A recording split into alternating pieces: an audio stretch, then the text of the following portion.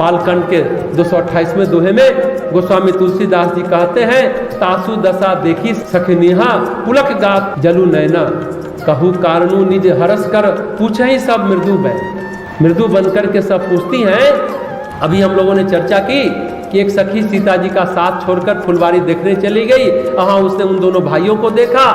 और इस दोहे में गोस्वामी तुलसीदास जी कहते हैं, सखियों ने उसकी दशा देखी कि जिस सखी ने दोनों भाइयों को देखा उसका शरीर पुलकित है और नेत्रों में जल भरा है।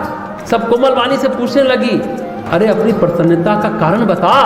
तासु दशा देखी सखी ने। प्रसन्नता अचानक होती है, अनायास होती है, ये बात स्पष्ट है। अचानक होती है, अनायास होती है। कभी कभी उसका कारण भी होता है, कभी कभी अकारण भी। अहेतुक प्रसन्नता होती है, अनायास मन खुश हो जाता है। इसमें दो बातें होती हैं, एक तो चित्त में प्रकाश भर जाता है, अंतर्चेतना प्रकाशित हो उठती है। जितना अंधेरा होगा उतना दुख होगा, जितना अवसाद है उतना विषाद होगा। अगर मन में प्रसन्नता भर जाए तो, इसलिए तो ईश्वर को आनंद घन कहा गया, सच्चिदानंद कहा गया। आज हम लोगों ने सुबह माता ब्रह्मचारिणी की पूजा की तो हम लोगों ने क्या बातें की? सच्चिदानंद प्राप्त कराना जिनका स्वभाव है वो माता ब्रह्मचारिणी। भगवान को, भगवती को सच्चिदानंद कहा गया। ऐसा आनंद जो कभी जाता नहीं है। आनंद घन का मतलब यही होता है ऐसा आनंद जो कभी खत्म नहीं होता, कभी जाता नहीं है।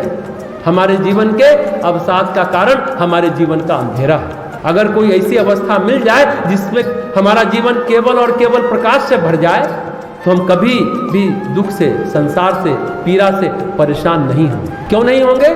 देखिए, योगी जन, संत जन प्रसन्न क्यों रहते हैं? क्योंकि उनकी नस नाड़ियों में ईश्वरीय प्रकाश बहता है, ईश्वरीय चेतना बहती है। अभी हम लोगों ने भगवान राम का नाम लिया, उतनी देर तो हम लोग प्रसन्न रहे। पूरे नाड़ियों में, नस नाड़ियों में ताली बजाते हुए, झूमते हुए राम सिया राम कर रहे थे। ईश्वरीय चेतना बह रही थी ना, ईश्वरीय प्रकाश बह रहा था। मन निर्मल हो गया, मन पवित्र हो गया, मन हल्का हो गया।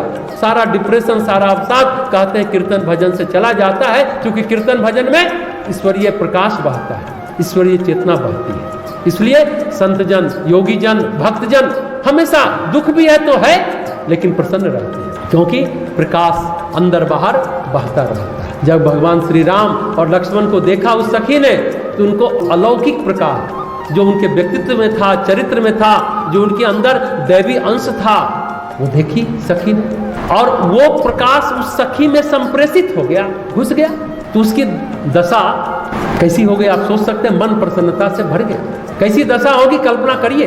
लेकिन एक बात है, जब कोई भाव ज्यादा हो जाए, जैसे दुख ज्यादा हो जाए या सुख ज्यादा हो जाता है, तो हम बोल नहीं पाते, गला भर जाता है। हम लोग जब छठे दिन ध्यान करेंगे ना, दुख की ऊर्जा को आभार में बदलेंगे।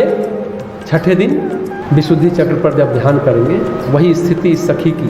जब दुख होता है तो भी गले से बोल नहीं निकल पाते, होंठ थर्राने लगता है। और जब आभार व्यक्त करते हैं, मन पुलकित रहता है, प्रसन्नता से परिपूर्ण रहता है, भरा रहता है, तो भी होंठ थरथराने लगता है। तो यही सखी की स्थिति है। उसकी दशा कैसी हो गई? प्रसन्नता से तो मन भर गया, पर वो बोल नहीं पा रहे।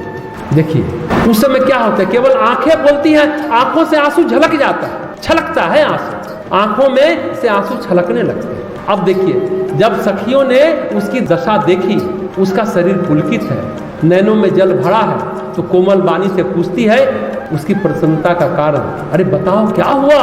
अनायास तुम इतनी प्रसन्न क्यों हो गई? अचानक तुम्हें क्या मिल गया? सामान्य क्रम में क्या होता है, हमारे जीवन में सुख या दुख के कारण होते हैं, वो बाहरी होते हैं। कुछ अच्छा मिल गया तो सुख, कुछ बुरा मिल गया तो दुख। हमारे जीवन से कुछ बुरा चला गया तो सुख, और कुछ अच्छा चला गया तो दुख। जब सखियों ने पूछा तो क्या बोलती है, आप देखेंगे सखी वो किस तरह से बोलती है।